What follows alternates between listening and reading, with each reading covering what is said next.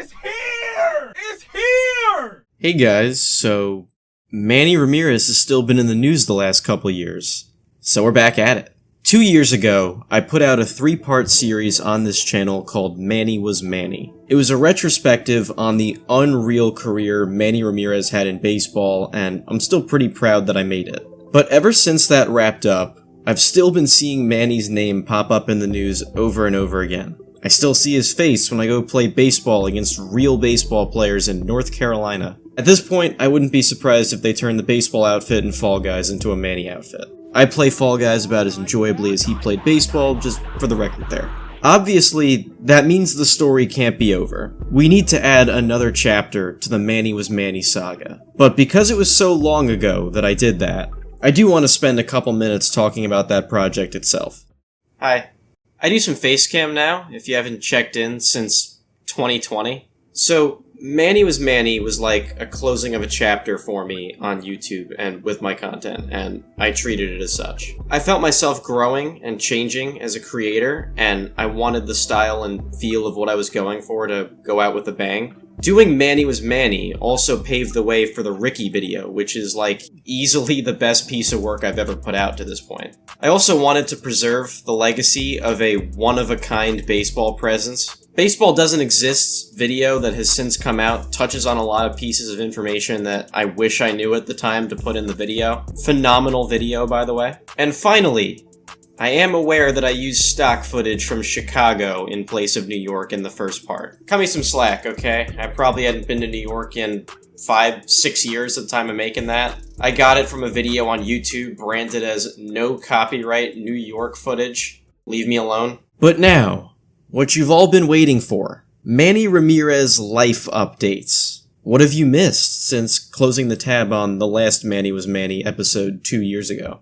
Okay, so I'm in editing right now, and I just found out that part 3 of Manny Was Manny came out 2 years ago, exactly to the day before this video you're watching right now went live. I swear to you, we didn't plan that. Just a happy accident that we stumbled into. What a coincidence! Oh my god! This one isn't gonna follow as much of a straight timeline structure as the others, but bear with me. We'll get you caught up. Plenty of lore I'll give you the rundown on in no time, don't you worry. Not long after the original Manny Was Manny series wrapped up, he got a chance to play professional baseball in Australia. Manny's wife even posted this on Instagram when the news broke. The Sydney Blue Sox wanted the then 48-year-old Red Sox and White Sox legend to go out and play/coach for them. Which is such an insane yet amazing idea. Can Verlander still touch 80 or what?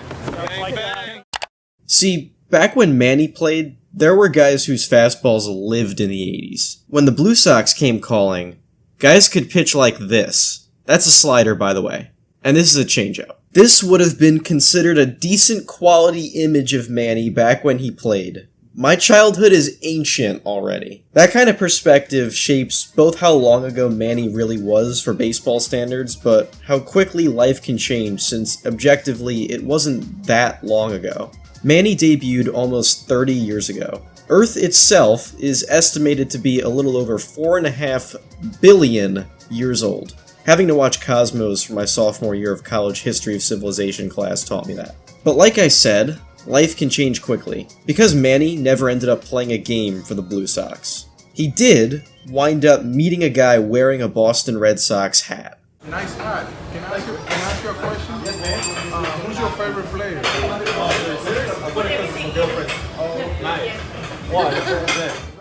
Yeah, that's wrong.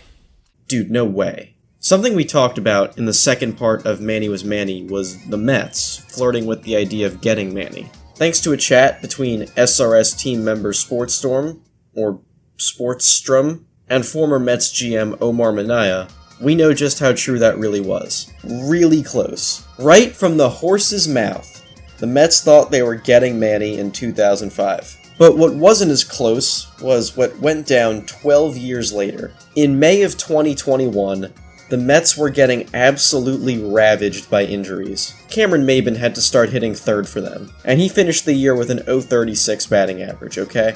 It got so bad that Mets owner Steve Cohen definitely 1,000,000% seriously asked the Twitter fanbase if anyone wanted to suit up and become their very own New York Met. Manny, seeing the agony and arduous search for players the Mets were going through, threw his hat in the ring. 10 years after his last MLB appearance, Manny wanted back in the game. Hey, he's just like me. Until he deleted the tweet. I'll spoil the story for you now. Manny didn't play for the 2021 Mets.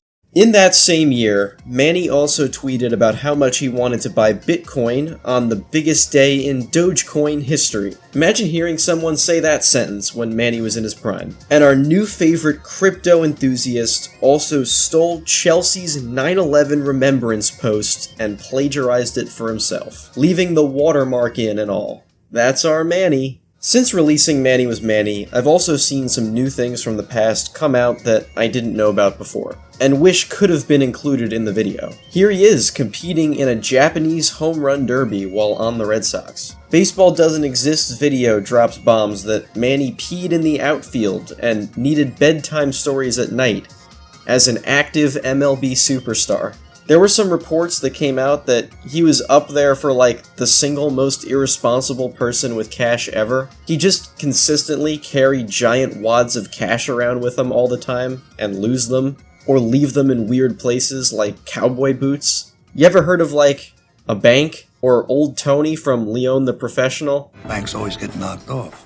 You know, no one knocks off Old Tony. Great movie, by the way. Former teammate Carlos Baerga said that Manny would just frequently claim to have forgotten his wallet whenever it was time to pay the bill at a restaurant or something. I bet you that might have actually been true all those times, but he was probably carrying like $17 trillion in cash just in his pocket during those times too. You know, just a huge giant ball of money in the pocket of like your Nike shorts. Probably felt a little awkward leaving the Chick-fil-A employee large amounts of money he was getting just for hitting tanks.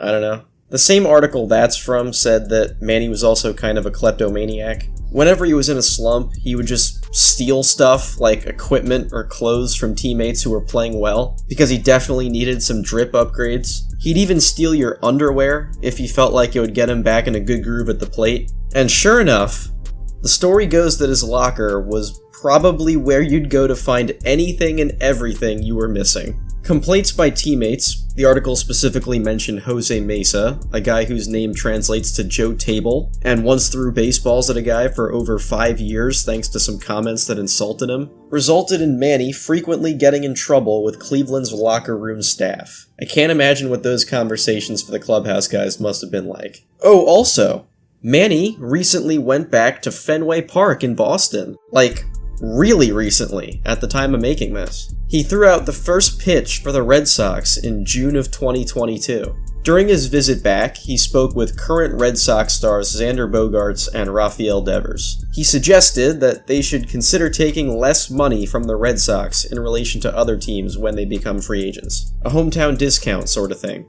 Previously, on Manny Was Manny, he took the biggest contract he could have and left the team he came up with. You know, the opposite of that advice. One could say that maybe he gave that advice learning from his past, but he seems to love Boston to this day. What about that decision to leave Cleveland for more money in a place he seems to have embraced for 20 years could have been a mistake? This, weirdly, is not the first time Manny has given some incredibly hypocritical advice to modern players. He once gave a guy the following advice: if you hit a home run and you watch it, I'll get mad. Basically, don't do literally what he's doing on the screen right now. Multiple times throughout his career. It wasn't difficult to find clips of him breaking his own rule. Well, you want to know who got this advice? Manny Ramirez Jr. That's right. We live in a time where second-generation baseball players are blossoming into stars all around the game more than ever before. Vladimir Guerrero Jr., Fernando Tatis Jr., Bo Bichette, Patrick Mahomes, when he does decide to do baseball shenanigans every so often. Even the top two guys drafted in 2022 are sons of several-time Big League All-Stars. Manny Ramirez Jr. is currently a JUCO player in Florida. Now, this is not meant to put any added pressure on the kid whatsoever, but we could have Manny's legacy carry on some more through his son. Manny Was Manny exists to maintain the good times he had, even if you can concede to the fact that performance-enhancing drugs may have tarnished the bigger picture. I'll be rooting for Manny Jr., and I hope you will too. Speaking of legacy, the biggest elephant in the room and final piece of the puzzle for Manny's current baseball outlook is the Hall of Fame.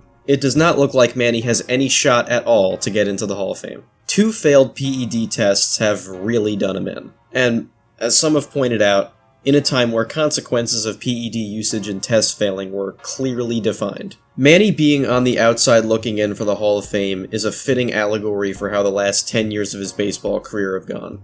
Manny Jr. even tweeted out a video of his father, still, at almost 50 years old, taking some swings in a cage, saying that he wakes up at 7 a.m. every single day to train. He's so in love with baseball and wants to break back into it, but he's struggling to atone for past mistakes. I feel bad for him in that sense. Surely actions do have consequences, and I completely agree with the consensus in that regard, but I still stand by celebrating the unique presence Manny had, and hoping his son can be the player baseball hoped his father would be 30 years ago. I love Manny. I probably will for the rest of my life. Telling any part of this story has been nothing short of an honor, and I cherish the fact that you guys put so much support into me telling that story. To this day, there are still people who tell me that Manny Was Manny is their favorite thing I've ever done. That kind of support for any kind of creative work is always appreciated. And I'm privileged to still be in the position where I can continue to tell that story. I should have expected that things were gonna still go on after part 3. I should still expect that the story is in no way over in the future. I shouldn't be surprised if another glorified life update is necessitated in a few years' time. I know I'd be grateful for that, and so would baseball fans all around the world. He's a symbol of another time in baseball history, and to this day, remains a unique presence. One defined by just one word. Or should I say name?